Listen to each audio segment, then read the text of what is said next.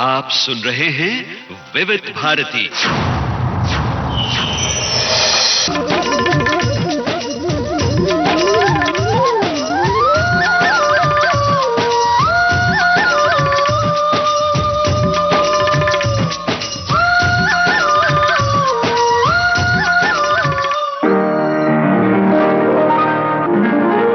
आज के मेहमान। अथ स्वागतम् शुभ स्वागतम् अथ स्वागतम् शुभ स्वागतम् आनन्द मङ्गल मङ्गलम् आनन्द मङ्गल मङ्गलम् हितप्रियं भारत भारतम् हितप्रियं भारत भारतम् स्वागतम् शुभ स्वागतम् अथ स्वागतम् शुभ स्वागतम्। आज के मेहमान इस कार्यक्रम में हम आपकी मुलाकात करवा रहे हैं जाने माने फिल्म जर्नलिस्ट राजीव विजयकर से। इनसे बातचीत की है जयंत पात्रीकर ने। आज सुनिए पहला भाग। नमस्कार श्रोताओं। दोस्तों, हम सभी जो अपने आप को फिल्म प्रेमी कहते हैं, सिने प्रेमी कहते हैं, फिल्म देखते समय कई बार ऐसा होता है कि हम पत्र पत्रिकाओं में जो फिल्मों के समीक्षण छपते हैं उनको पढ़ करके और फिर फिल्म देखने का इरादा बनाते हैं। और ये फिल्म का समीक्षण लिखने वाले, रिव्यूज लिखने वाले जो पत्रकार होते हैं, ये हमसे सीधे मिल नहीं पाते। और इसीलिए आज विविध भारती के स्टूडियो में हमने आमंत्रित किया है जाने माने सिने पत्रकार, समीक्षक, सिने लेखक और विश्लेषक राजीव विजयकर जी को। राजीव जी, विविध भारती में आपका बहुत बहुत स्वागत है। थैंक यू जयंत जी, बहुत ही अच्छा लग रहा है यहाँ आके। और आप सभी श्रोताओं को नमस्कार मेरा। राजीव जी, आप न केवल सिनेमा की दुनिया से संबंधित है, बल्कि आपका जो फॉर्मल एजुकेशन जो हुआ है वो किसी और ही विषय में है। तो सबसे पहले तो आपके उस पक्ष को, आपके बचपन कहाँ बीता, आपका स्कूलिंग कहाँ हुआ और कॉलेज में आपने किस विषय में पढ़ाई की, इसके बारे में जानते हैं। देखिए, बहुत लंबी कहानी है क्योंकि मैं तो मुंबई का ही हूँ, लेकिन मेरे पिताजी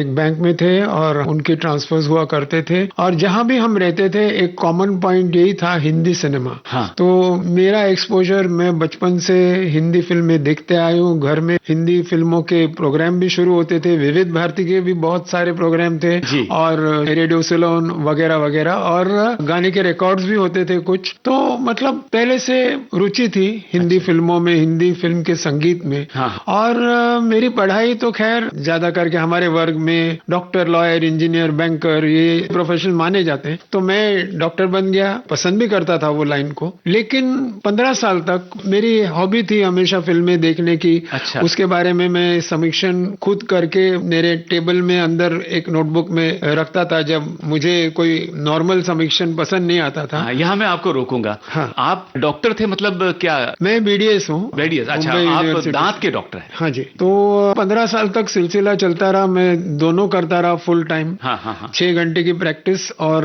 जो कभी 7 घंटे हो जाती थी, जी। और फुल टाइम जर्नलिज्म बाकी के समय में। तो उसके बाद में क्योंकि ये लाइन थी मेरी बैकअप, इसके लिए मैंने वो लाइन परमानेंटली बंद कर वो दी। व्यवसाय पूरी तरह से आपने छोड़ बंद दिया, कर दिया, बंद जी। कर दिया। जी। अच्छा जी। और बचपन से ही बहुत ज्यादा फिल्मों से जुड़े होने के कारण लगातार फिल्में आप देखते थे हर हफ्ते, आपने बताया। तो ये रुचि जो है आपकी उसमें बढ़ती गई। मगर वो कौन सा समय था कि जब आपने ये तय किया होगा या ये सोचा होगा कि चलिए फिल्म के बारे में एक रिव्यू लिखा जाए? सबसे पहला मेरा जो अनुभव था कि मैंने 2 फिल्में देखी, नसीब और लावारिस। ये अच्छा। 1981 की बात है। हाँ हाँ हाँ। और दोनों लगभग 2 महीने के अंदर दोनों फिल्में आई। और मैंने उसके पहले मनमोहन देसाई जी जो नसीब के मेकर थे, उनकी अमर अकबर एंटनी देखी थी। हाँ। और प्रकाश मेहरा जो लावारिस के थे, प्रोड्यूसर डायरेक्टर, उनकी मुकद्दर का सिकंदर देखी थी। और वो 2 फिल्में मुझे बहुत पसंद आई थी।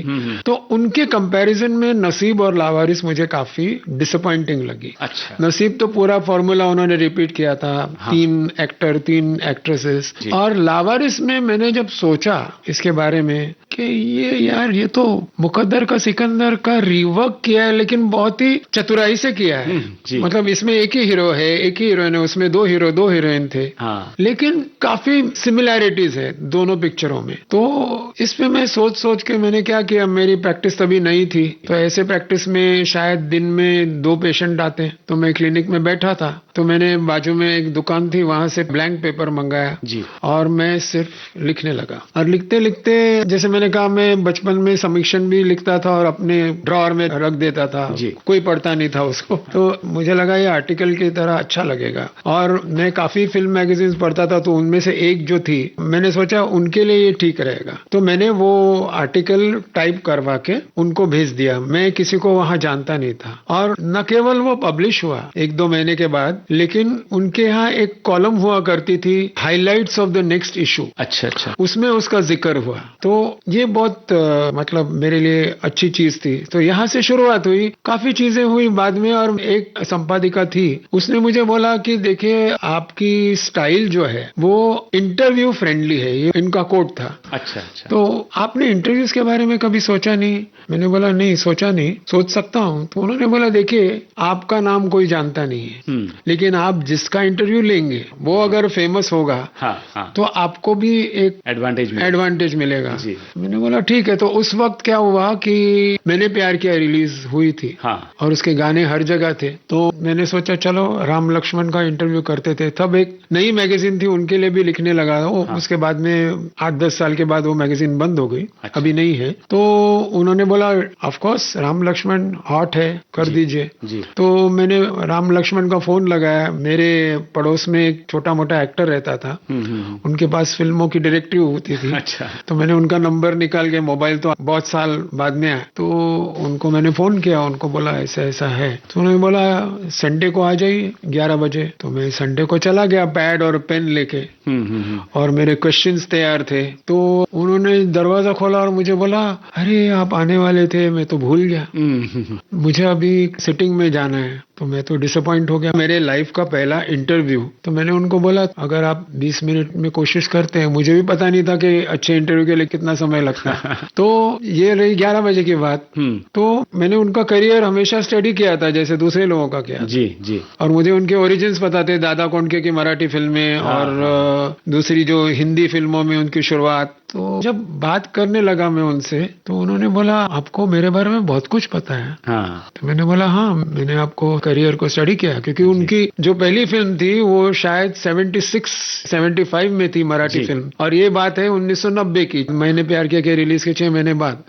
मैं वहां से 1 बजे निकला, ना कोई सिटिंग का जिक्र हुआ, ना कुछ हुआ, बल्कि उन्होंने मुझे पूछा कि आप लंच लेंगे, उनके फैमिली से मिलाया। तो फिर मैं एकदम मतलब इट वाज, वो बोलते हैं ना बिगिनर्स लक। बिल्कुल। और बहुत अच्छा अनुभव था, वो आर्टिकल भी बहुत अच्छा आया। तो उसके बाद ये हुआ कि मैंने एक दूसरी मैगजीन थी जो नामी मैगजीन है जी। तो मैंने उनको पूछा कि मैं अनुराधा पौडवाल का इंटरव्यू करना चाहता हूँ। उन्होंने बोला कर दीजिए, वो भी मार्केट में बहुत ही चल रही थी उस वक्त। क्या बात और मैंने, और ये भी एक बहुत ही इंटरेस्टिंग किस्सा होगा, मुझे मालूम है राजीव जी। यहाँ मैं आपको इसलिए रोक रहा हूँ कि हमारे कार्यक्रम का जो फॉर्मेट है, जो चलन है इसका, कि हम मेहमान की बातों के साथ साथ उनकी पसंद के गाने भी सुनते हैं। हाँ। तो क्यों ना यहाँ एक आपकी पसंद का गाना हो जाए। राम लक्ष्मण जी का? जी बिल्कुल चलेगा, उन्हीं की बातें हम कर रहे थे। एक गाना है जो एक्चुअली एक कॉपी है, वो पुराना गाना भी जबरदस्त है और राम लक्ष्मण जी का भी, और वो मेरा बहुत ही पसंदीदा गाना है। उस पिक्चर के शायद 9 गाने थे। हाँ। आते जाते हंसते गाते। जी, बहुत खूबसूरत गीत है, एसपी बालसुब्रमण्यम साहब की आवाज में, मैंने प्यार किया फिल्म से। आइए सुनते हैं। और लता जी भी है। जी बिल्कुल।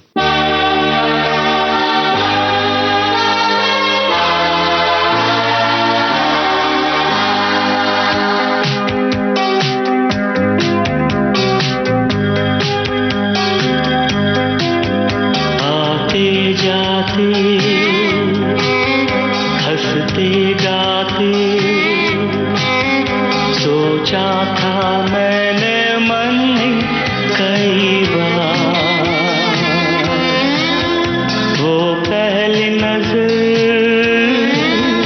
हल्का सा असर करता है, क्यों इस दिल को बेकरार। रुक के चलना, चल के रुकना, ना जाने तुम्हें है किसका इंतजार। तेरा वो यकीन कहे मैं तो नहीं, लगता है यही क्यों मुझको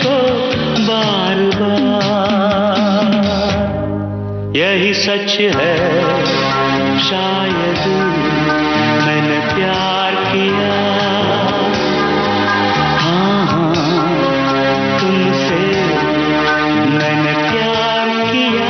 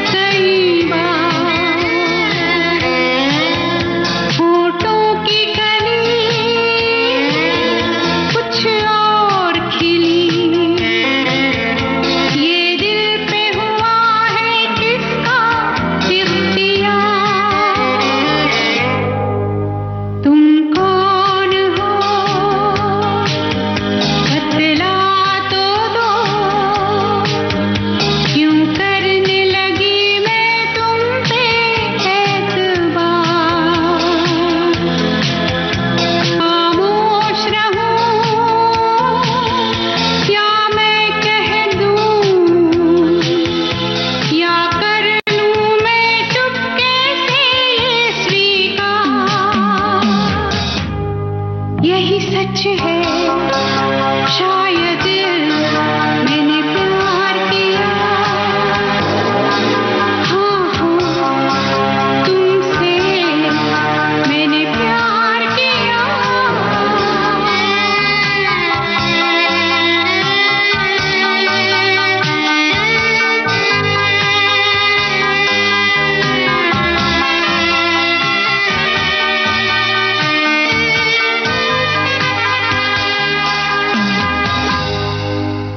मैंने प्यार किया फिल्म से बहुत ही खूबसूरत गीत राजीव जी आपने हमें सुनवाया। आते जाते हंसते गाते, ये आते जाते हंसते गाते जो है आपके करियर की शुरुआत हो चुकी थी, क्योंकि आपने राम लक्ष्मण साहब को इंटरव्यू किया सबसे पहले। तो आगे सिलसिला जो बढ़ा, आपने बताया कि किसी और मैगजीन के लिए आपने अनुराधा पौडवाल जी से बातचीत की, वो क्या किस्सा था? वो अनुराधा पौडवाल इसके लिए क्योंकि मैं तो उन्हें पसंद तो करता था एज ए सिंगर, हाँ हाँ, लेकिन उसकी पर्सनल वजह ये थी क्योंकि वो मेरी चाचा जो डॉक्टर है उनकी पेशेंट थी और उनकी पड़ोस में भी रहती थी। अच्छा, तो मुझे उनको मिलना इजी था, आसानी से मिल पाते थे। हाँ, क्योंकि तभी तो मेरा कोई नाम वाम था नहीं लाइन में। तो वो भी हो गई, वो भी बहुत अच्छा इंटरव्यू हुआ। उसके बाद में चीजें बनती गई और मैंने क्या किया, मैंने उन लोगों को पहले चूज किया। मैं स्ट्रगलिंग जर्नलिस्ट था तो मैं किसी के ऊपर दबाव नहीं डाल सकता कि मैं इनका इंटरव्यू करूंगा। जी जी। लेकिन मैंने ऐसे लोगों को चूज किया कि जिनके काम को मैं बहुत सराहा करता था। एग्जाम्पल देना है तो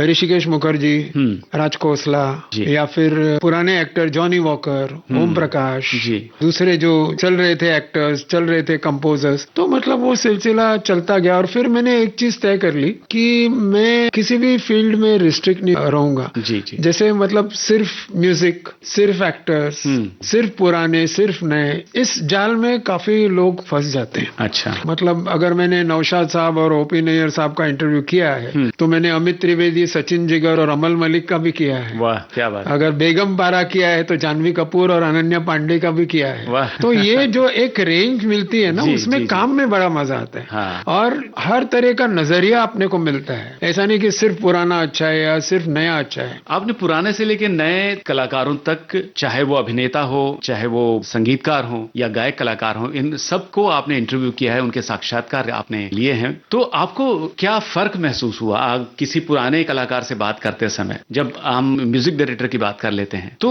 कैसा उनका अप्रोच रहता है? क्योंकि हमने संगीत में जो बदलाव देखा है पुराने जमाने से लेके आज तक, उसके बारे में इन इंटरव्यूज पर आधारित क्या जवाब रहेगा आपका? देखिए, एक चीज तो ये है कि कोई भी खराब काम करना नहीं चाहता। बिल्कुल। मतलब पॉपुलर आर्ट में, मैं सिर्फ फिल्मों की बात नहीं कर रहा हूँ, कोई भी आप पॉपुलर आर्ट लो, उसमें आपको वक्त के साथ चलना ही पड़ता है। आपके सेंसिबिलिटी के साथ जो नीड्स है, मैं सिर्फ प्योर मार्केट की बात नहीं कर रहा हूँ। जैसे कि अभी प्रीतम है जी, प्रीतम को अच्छा म्यूजिक देने का बहुत शौक है, है। तो उन्होंने मुझे ये कहा था कि जब मुझे ट्यून आती है कोई भी, तो मैं उस ट्यून पे ऊपर काफी विचार करता हूँ, ड्राइव पे जाता हूँ, मैं म्यूजिक रूम में कुछ करता हूँ, लेकिन मैं वो जो बेसिक ट्यून है उसको हिलाता नहीं हूँ, क्योंकि अगर वो मुझे अच्छी लगी, उसके इर्द गिर्द क्या बन सकता है, चाहे वो अरेंजमेंट हो या ट्यून को इधर उधर बदलना है। अभी इसमें मुझे लगता है ज्यादा फर्क है नहीं। जैसे रवि साहब ने मुझे बोला था, म्यूजिक डायरेक्टर रवि, उन्होंने बोला था कि जब मुझे पता चला कि सलमा आगा खुद के गाने गाएंगी निकाह में,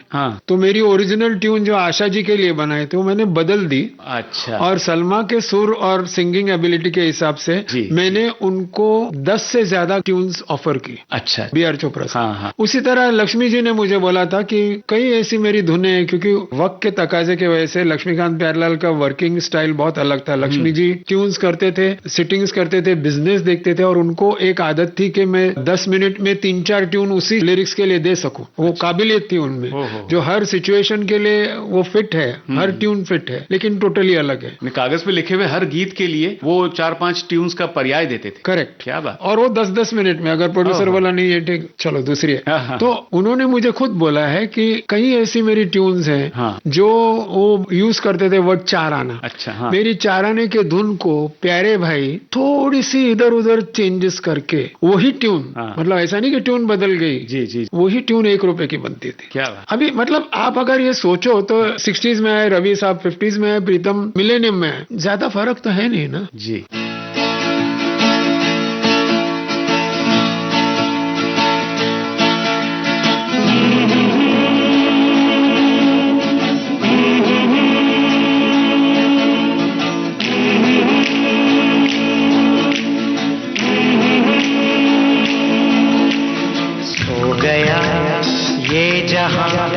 सो गया आसमां, सो गया ये जहां, सो गया आसमां, सो गई है सारी मंजिलें, ओ सारी मंजिलें, सो गया है रास्ता, सो गया ये जहां, सो गया आसमां, सो गई है सारी मंजिलें, ओ सारी मंजिलें, सो गया है रास्ता, सो गया ये जहां, सो गया आसमां।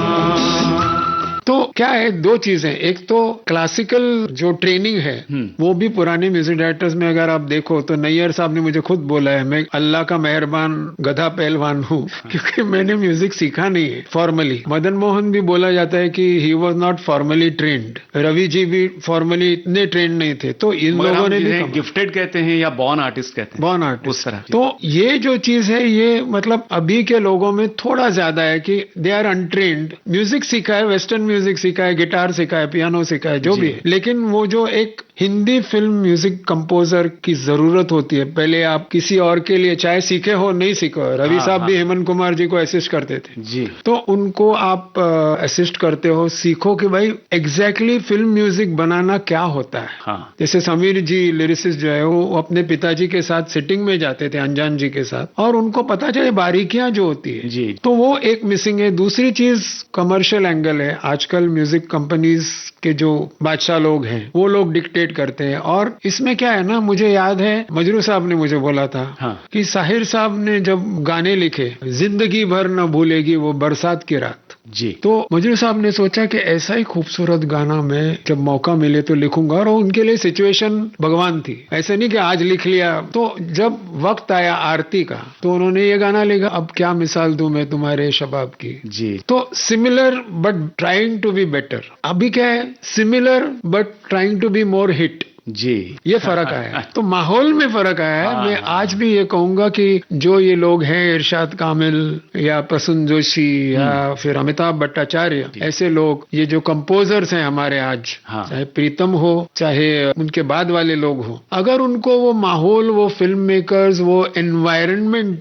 मिले, या फिर हमारे सिंगर्स हो, आज सिखाने वाले म्यूजिक डायरेक्टर्स कौन है जो छोटी छोटी चीजों पे उनको गाइड कर सकते हैं। आज क्या है, आज एक गाना रिकॉर्ड होता है, अगर वो गाना किसी को पसंद नहीं आया producer, financier, director, lyricist, actor, जितने भी लोग हैं पैसा डालने वाले, म्यूजिक, तो वो वही गाना दूसरों से डब करवाते हैं, क्योंकि ट्रैक रिकॉर्डिंग होती है जी। पहले लाइव रिकॉर्डिंग होती है। अगर एक भी सिंगर या कोरस सिंगर या वादक कलाकार बजाने वाले करे तो वाद्य कलाकार दोबारा एक छोटी गलती करे तो पूरा के पूरा गाना हो जाता था। अभी वो सब निकल गया, उसमें वो थोड़ा मुझे लगता है, और माहौल भी ऐसा है ना, लोगों को ज्यादा एक्शन, बीट, बिल्कुल फास्ट रिदम चाहिए। बहुत बदलाव आया है, बहुत बदलाव। बहुत से कलाकारों की हमने बातें की, संगीतकारों की बातें की, तो इस मोड़ पे कौन सा गीत हमें सुनवाना चाहेंगे? मेरा एक बहुत ही पर्सनल फेवरेट है जी जी। और ये गाना मतलब एज अ पोएम बरसों से चला आ रहा है, क्योंकि ये लिखा है अमीर खुसरो जी ने। हाँ, वो मेरा फेवरेट गाना है, छाप तिलक सब छीनी,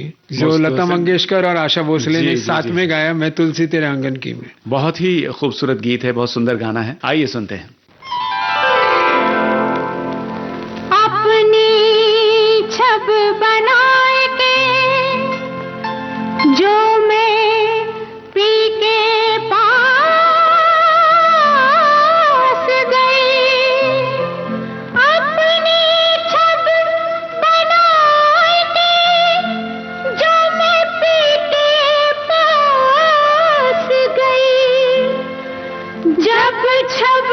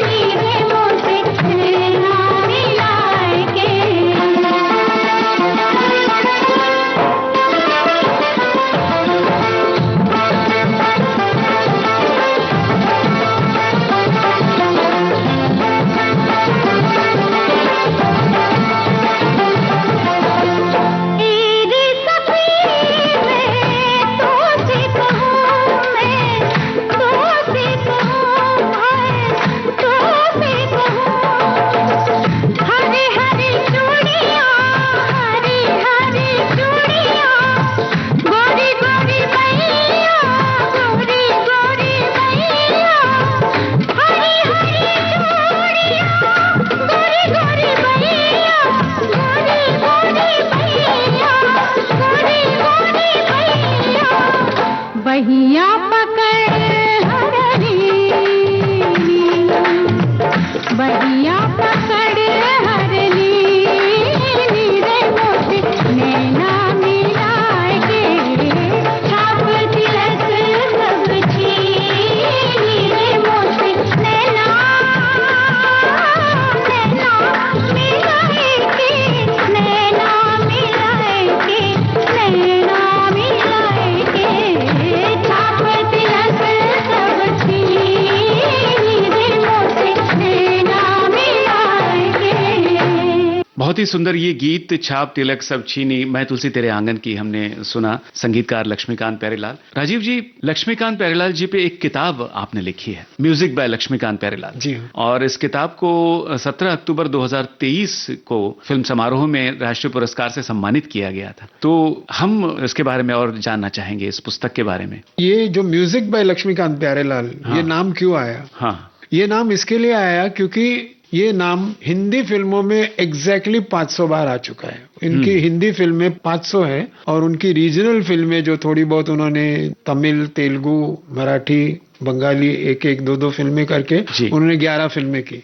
तो ये जब मैं हिंदी फिल्में, मैं तो छोटा था तभी, तो म्यूजिक लक्ष्मीकांत प्यारेलाल, हाँ। उसी तरह होता था म्यूजिक कल्याण जी आनंद जी, म्यूजिक रवि, म्यूजिक शंकर जयकिर वगैरह वगैरह फिल्मों के टाइटल्स में। हाँ जी। तो जब ये नाम में आता था और उस जमाने में गाने पहले मतलब रेडियो में आया करते थे, फिल्मों के 1-2 महीने पहले। जी जी। तो वैसे भी वो गाने सुने होते थे और उनमें से कुछ गाने मुझे बहुत पसंद भी थे। फिर मैं वो पिक्चर देखने गया, सपोज ऐसे मानते कि पिक्चर देखने गया जिसके गाने मैंने पहले से सुने। हाँ। तो उसके बाद में मैं जब वो फर्ज देखने गया और म्यूजिक लक्ष्मीकांत प्यारेलाल आया, तो ऐसी कई फिल्में थी जहां ये नाम सुन के मुझे पता चलता था एडवांस में कि इसके गाने खास होने वाले।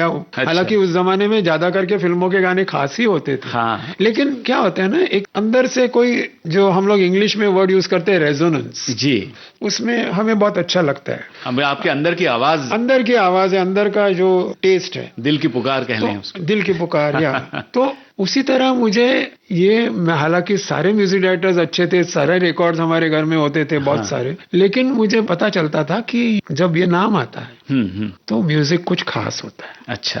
तो उसी तरह वो स्लोली मेरे फेवरेट कंपोजर्स बन गए। अच्छा। और ऐसा नहीं कि मैं जर्नलिस्ट बना तो उनको इंटरव्यू करने सीधा गया। मेरे जो पहले म्यूजिक डायरेक्टर थे वो राम लक्ष्मण थे जी, और बाकी काफी टाइम लगा मुझे लक्ष्मी जी प्यारे भाई तक पहुंचने के लिए। और अक्सर ऐसा होता है ना कि आप किसी के काम को बहुत एडमायर करते हैं जी, और जब वो इंसान मिलता है तो अपने को लगता है यार इंसान तो कुछ खास नहीं है, उनका काम अच्छा है। लेकिन तो यहाँ उल्टा हुआ, मतलब यहाँ जब लक्ष्मी जी प्यारे भाई को मैं मिला तो पहली मीटिंग में बहुत ही अच्छा लगा, रैपो बन गया। और वो लोग 1-2 मीटिंग्स के बाद मेरे साथ मस्ती मजाक भी करने लगे। हाँ। तो फिर इससे क्या होता है, अपनी खुशी दुगनी हो जाती है। और मैं उनको फिर पूछने लगा कि ये गाना कैसे बना, इधर क्या किया आपने, ऐसे कैसे हुआ। और ऐसे भी हुआ कि प्यारे भाई के पास उनके ही गाने, जो पुराने गाने जो शायद इतने पॉपुलर नहीं है, उनके पास नहीं थे।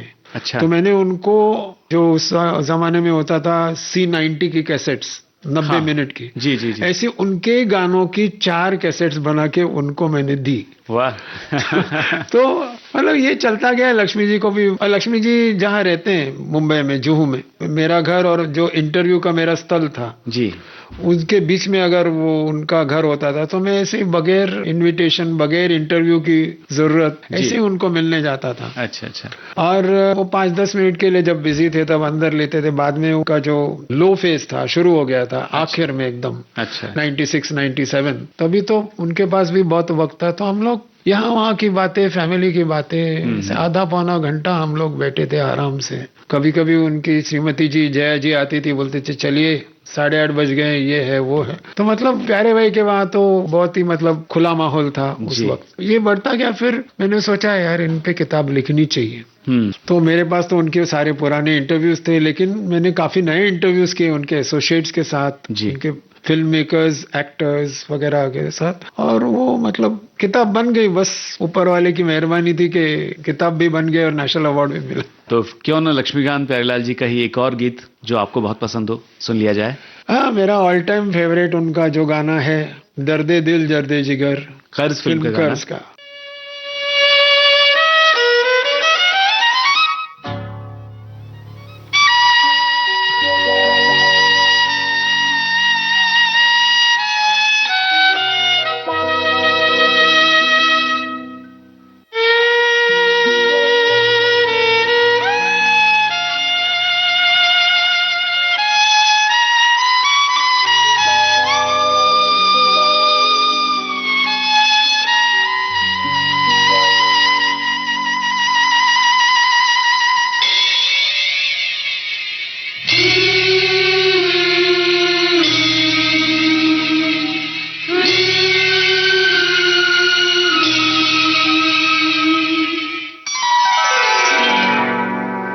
दर्द दिल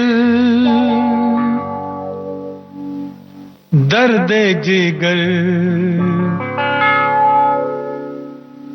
दिल में जगाया आपने दर्द दिल दर्द जिगर दिल में जगाया आपने पहले तो मैं शायर था पहले तो मैं शायर था आशिक बनाया आपने दर्द दिल दर्द जिगर दिल में जगाया आपने दर्द दिल दर्द जिगर दिल में जगाया आपने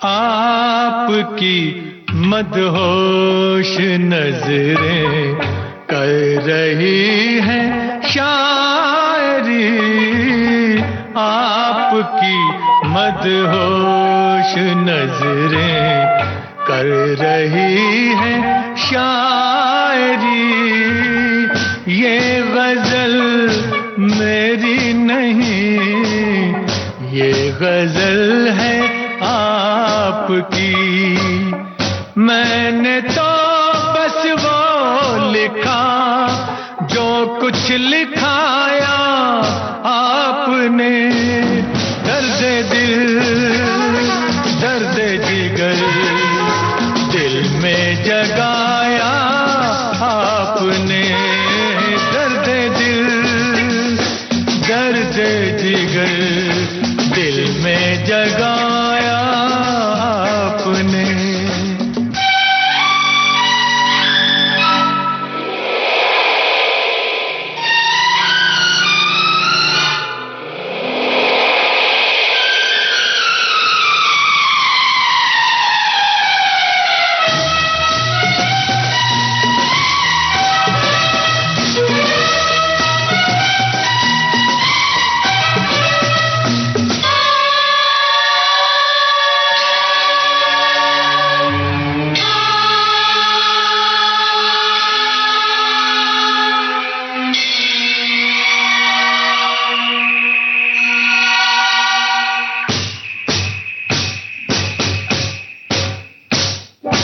कब कहाँ सब खो गई जितनी भी थी परछाइयाँ उठ गई यारों की महफिल हो गई तन्हाइयाँ कब कहाँ सब खो गई जितनी भी थी परछाइयाँ उठ गई यारों की महफिल हो गई तन्हाइयाँ क्या किया शायद कोई पर्दा गिराया आपने दर्द दिल दर्द जिगर दिल में जगाया आपने दर्द दिल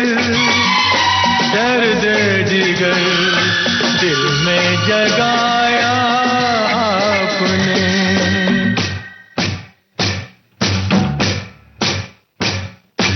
और थोड़ी देर में बस हम जुदा हो जाएंगे और थोड़ी देर में बस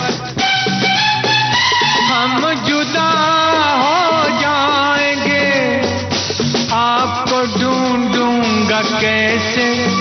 रास्ते खो जाएंगे,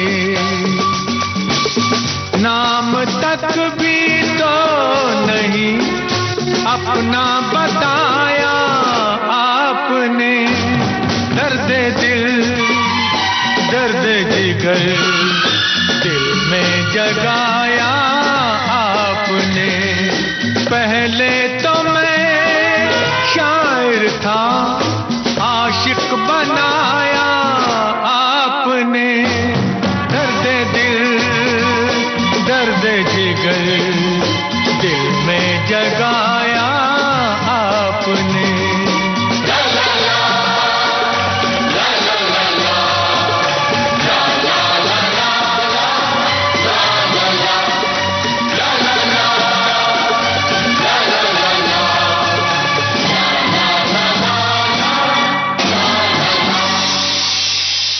कर्ज फिल्म का गीत हम सुन रहे थे, दर्द दिल दर्द जिगर, और बातें हो रही थी लक्ष्मीकांत प्यारेलाल साहब की। आपने और भी कई संगीतकारों के साथ बातचीत की है, उनके साक्षात्कार रिकॉर्ड किए हैं, वो कई पत्र पत्रिकाओं में छपे भी हैं।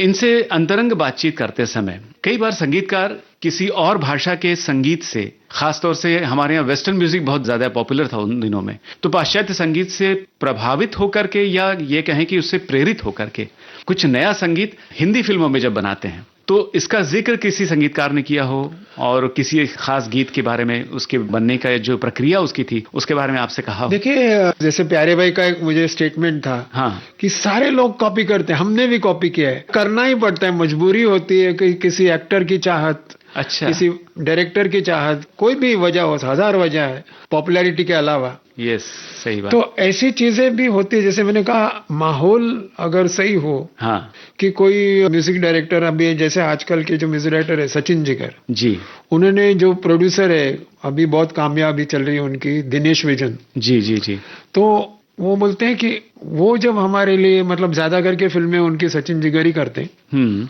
तो हमारे साथ म्यूजिक में बैठते हैं ना, तो उनका कोई दबाव नहीं होता। अच्छा, कि आज में गाना चाहिए, कल ही गाना चाहिए, कल हाँ, तक गाना चाहिए, 2 दिन में ही गाना चाहिए, जी, जी, और हिट गाना भी चाहिए।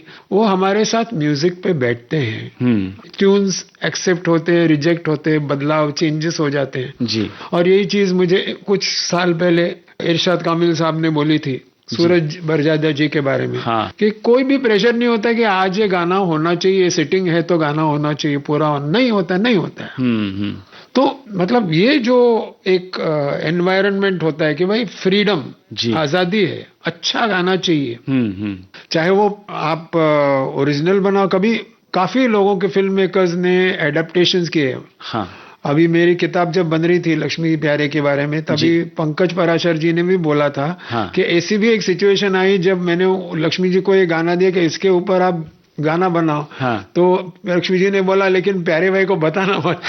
अच्छा, क्योंकि ये उन्हें लगना चाहिए कि मेरी ट्यून है। हालांकि वो डायरेक्ट लिफ्ट नहीं किया, हाँ, हाँ, ऐसी बदलाव करते थे कि वो ट्यून भी रहती थी और लक्ष्मी जी का गाना भी लगता था। अच्छा, जैसे कि ना जाने कहां से आई, ना जाने कहां से आएगी, चालबाज का जो गाना, हाँ, हाँ, हाँ, तो मतलब ऐसी सिचुएशंस भी होती है। और नदीम का जो गाना है, जैसे आते जाते जो आपने अभी, हाँ, ये भी एक स्टीवी वंडर का गाना है, आई जस्ट कॉल टू से आई लव यू। हाँ, तो उसी तरह नदीम श्रवण ने जी गाना बनाया दिल लेके मानता नहीं में, ओ मेरे सपनों के सौदागर, हाँ, जो अनुराधा जी ने ही गाया जी। वो बैचलर बॉय का पूरा के पूरा, मतलब उसका मुखड़ा जो है वो लिफ्ट है।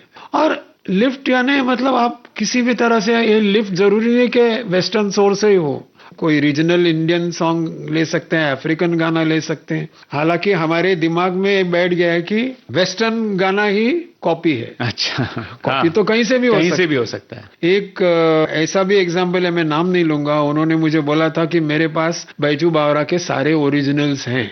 ओहो, अभी देखिए, बैजू बावरा के सारे ओरिजिनल मतलब वो बंदिशें, अच्छा, लेकिन उनको आप एडप्ट करके, उसको चेंज करके, सिचुएशन के हिसाब से उसको ढाल के, जब आप ऐसे गाना बनाते हो जो पूरी जनता को, हाँ, जो क्लासिकल नहीं जानती है, जी, जिनको राग वगैरह से लेना देना है नहीं, हाँ, ऐसे लोग उनको सर आंखों पे रखे, तो मतलब ये बहुत बड़ी चीज है मेरे लिए, एक नए गीत के रूप में आपके सामने रखते हैं। ये मतलब, और ये इसके लिए मैं मानता हूं कि कॉपी करना ये सब एक ब्रॉड जी। टर्म है। बिल्कुल बिल्कुल, हम उनको प्रेरित होकर Correct. के और एक नया रूप उसको दिया गया, उस गीत को, उस ट्यून को, उस धुन को, ये कह सकते हैं। और और ये आजकल- अपने आप में बहुत बड़ा क्रिएशन का नमूना है। सब और उदाहरण आजकल है। के कंपोजर्स तो मतलब जो वेस्टर्न में ज्यादा इन्फ्लुएंस्ड है। जी अभी वेस्ट में ऐसी प्रथा है कि आप कोई पुराने पारंपरिक या इवन 100 साल या 50 साल पहले गाने को हाँ अपने रूप में एडेप्ट करके आप प्रेजेंट करते हो, लीगली प्रेजेंट कर सकते हो, परमिशन लेनी पड़ती है। हाँ तो ये मतलब आपका ट्रिब्यूट हो जाता है उनके लिए। जी जैसे आजकल रिक्रिएशंस बहुत चल रहे हैं। अभी कुछ रिक्रिएशंस जो है वो बहुत अच्छे होते हैं, कुछ रिक्रिएशन में हमें मजा नहीं आता। मजा नहीं आता। हाँ हालांकि बनाए जाते हैं कमर्शियल रीजंस के लिए, हाँ। लेकिन ये एक तरह से उस म्यूजिक डायरेक्टर की ट्रिब्यूट होती है। जी अभी मैं फिर से लक्ष्मी प्यारे पे आऊंगा। हाँ लता बाई ने एक बार लक्ष्मी जी को बोला था कि आप मदन मोहन के स्टाइल पे गाना बना के दिखाइए। अच्छा तो उन्होंने गाना बनाया और वो बहारों की मंजिल में वो गाना बहुत चला भी, ये दामन अब न छूटेगा। हाँ जी जी तो जी ऐसे जब गाने बनते हैं तो ऐसी चीजें जी, जी, मतलब जी। म्यूजिक में होती है। इसमें हाँ हाँ कोई बुराई तो है नहीं कि जी। म्यूजिक उसी साथ नोट्स बिल्कुल। में घूम रहा है। और आजकल सोशल मीडिया का जमाना है, तो एक बहुत ही वीडियो एल्विस प्रिस्ले का पॉपुलर हो रहा है, बहुत वायरल हुआ है, जिसपे गाना बना था पुरानी एक फिल्म में, कौन है जो सपनों में आया, कौन है जो दिल में समाया, रफी साहब की आवाज में ये गाना। जो बातें हो रही थी कि प्रेरित गीत किसी दूसरे गीत से, किसी दूसरे भाषा के संगीत से प्रेरित गीतों की हम बात कर रहे थे, ऐसा कोई गाना इस वक्त आप सुनना चाहेंगे या हमें सुनवाना चाहेंगे? मुझे लगता है कि वो जो मैंने जिसका जिक्र किया वो बहुत ही खूबसूरत गाना है, ओ मेरे सपनों के सौदागर, फिल्म दिल है कि मानता नहीं। आइए सुनते हैं।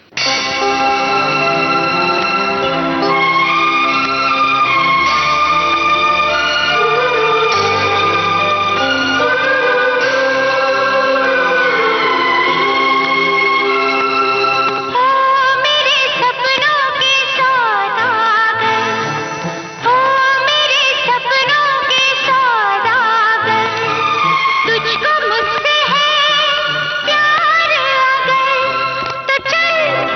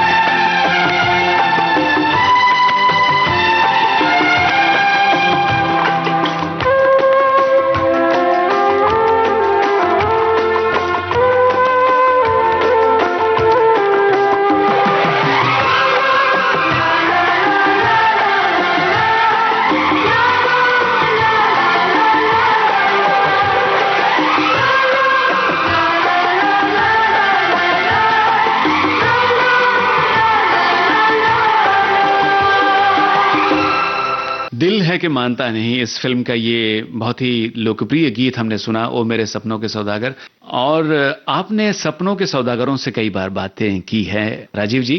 किसी खास कलाकार की कोई खास बात, कोई उनकी पर्सनल बातें, कोई ऐसा वाकया जो बहुत रुचिकर रहा हो, इंटरेस्टिंग रहा हो, आपसे बातचीत के दौरान उन्होंने आपसे शेयर किया हो, आप हमसे बताना चाहेंगे? पुराने से लेकर नए कलाकारों तक कोई भी। देखिए, मेरे बहुत ही अजीज, मतलब मैं जितने एक्टरों से मिला हूँ जी जी, मेरे लिए धर्म जी बहुत खास है। हाँ, और ऋषि कपूर बहुत खास है। तो मैं धर्म जी के ऊपर मैंने किताब भी लिखी है, Dharmendra not just a human जी।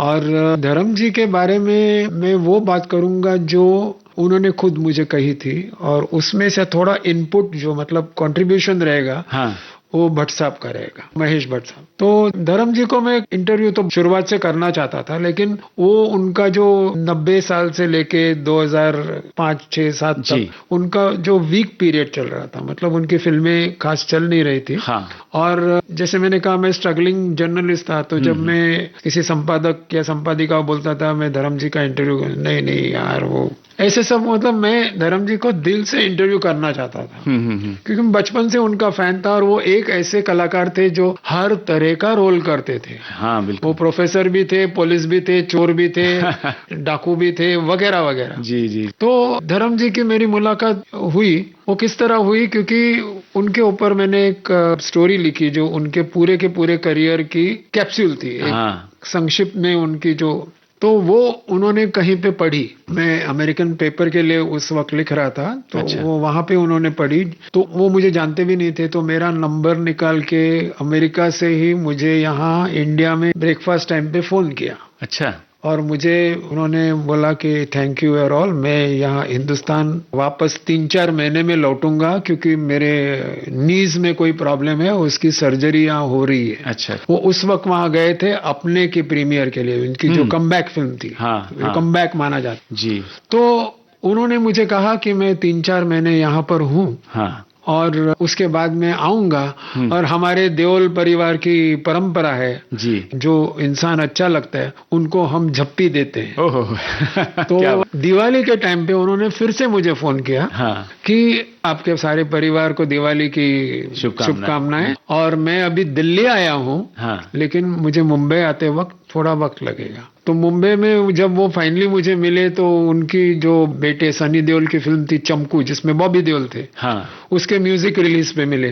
तो वो इंट्रोड्यूस करने गए, ये मेरा मैंने बोला मैं इन सबको मिला हूँ, आप ही बचे थे। तो जप्पी वप्पी हो गई। अच्छा। लेकिन उन्होंने जब बाद में मेरी किताब का जिक्र हुआ, उसके बहुत साल बाद, तो वो राइटर बन गए थे, उन्होंने बहुत सारी कविताएं लिखी थी जी।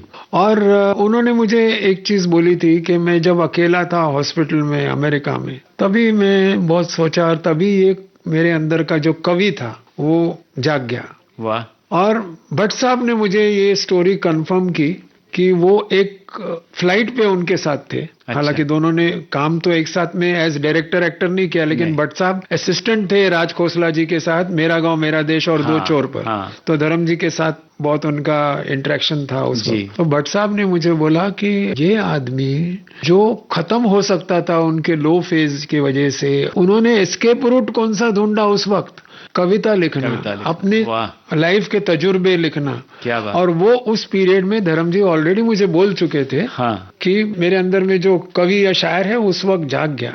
तो ये मुझे बहुत अच्छा लगा ये किस्सा, और इसका कंफर्मेशन भट्ट साहब ने दिया मुझे, क्योंकि ये आदमी डाउन जा सकता था, डिप्रेशन में एकदम खत्म हो सकता था, लेकिन वो खत्म नहीं हुआ। उनके अंदर वो जोश और जज्बा था कि मैं इसमें से बाहर निकलूं। वाह, क्या बात है। अभी तो इस मोड़ पे हम धर्म जी के अलावा और किसी का गाना सुन ही नहीं सकते, इतनी सारी फिल्में हैं। कौन सा गाना आपका पसंदीदा है? नहीं, धर्म जी का एक गाना मैं जिक्र करना चाहूंगा जी, जाने क्या ढूंढती रहती है, फिल्म शोला और शबनम का।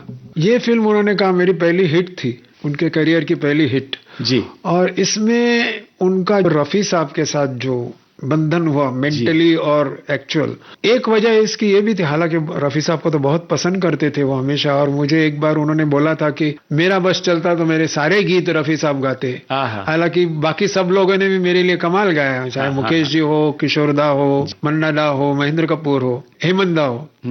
लेकिन उन्होंने कहा कि ये जब गीत रिकॉर्ड हो रहा था शोला और शबनम का, खयाम साहब जो कंपोजर थे, उस वक्त रफी साहब was having 103 degrees fever. ओह, लेकिन फिर भी उन्होंने मेरी स्टाइल, बोलते मेरे लिए पहला गाना था अच्छा। रफी साहब का, लेकिन मेरे पर्सोना को ध्यान में रख के उन्होंने उसको जो सॉफ्ट रंग दिया, हाँ, जाने क्या बहुत बहुत सुंदर गीत। और 103 फीवर होते हुए रिकॉर्डिंग में आए और उन्होंने जिस खूबसूरती से गाया, तो उनका जो एक बॉन्ड था जी, वो और तगड़ा हो गया। क्या बात है। आइए सुनते हैं शोला और शबनम फिल्म का यही गीत। जाने क्या ढूंढती रहती है ये आंखें मुझ में, राख के ढेर में शोला है ना चिंगारी है। जाने क्या ढूंढती रहती है ये आंखें मुझ में, राख के ढेर में शोला है ना चिंगारी है।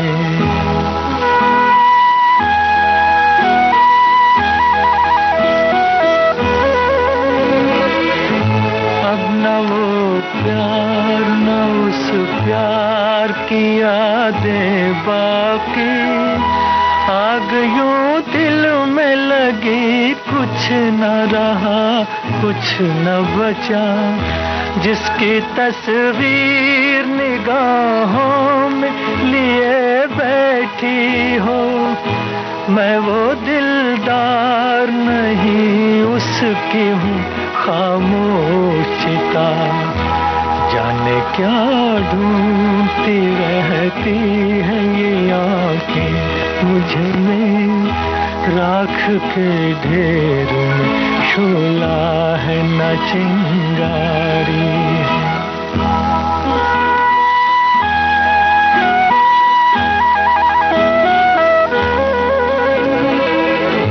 जिंदगी हंस के गुजरती तो बहुत अच्छा था, खैर हंस के न सही रो के गुजर जाएगी।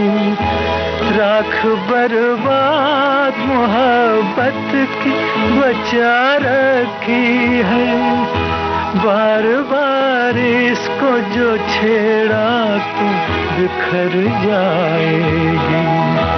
जाने क्या ढूंढती रहती है ये आंखें मुझ में, राख के ढेर में शोला है ना चिंगारी है।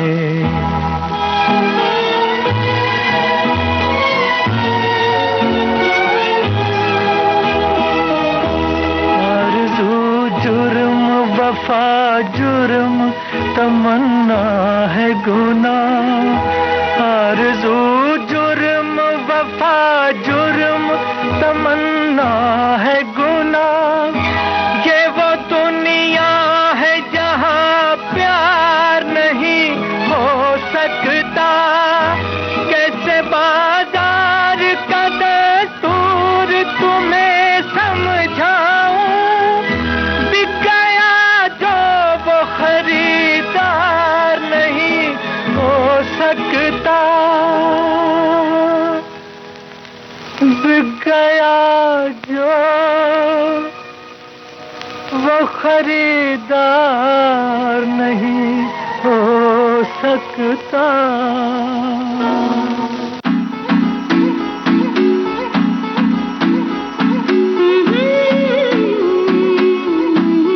जाने माने फिल्म जर्नलिस्ट राजीव विजेकर से जयंत पात्रीकर की बातचीत आपने सुनी। ये था पहला भाग। इस कार्यक्रम का दूसरा भाग आप सुनेंगे अगले हफ्ते। रिकॉर्डिंग इंजीनियर किरण बांग, प्रस्तुतकर्ता जुबैर खान।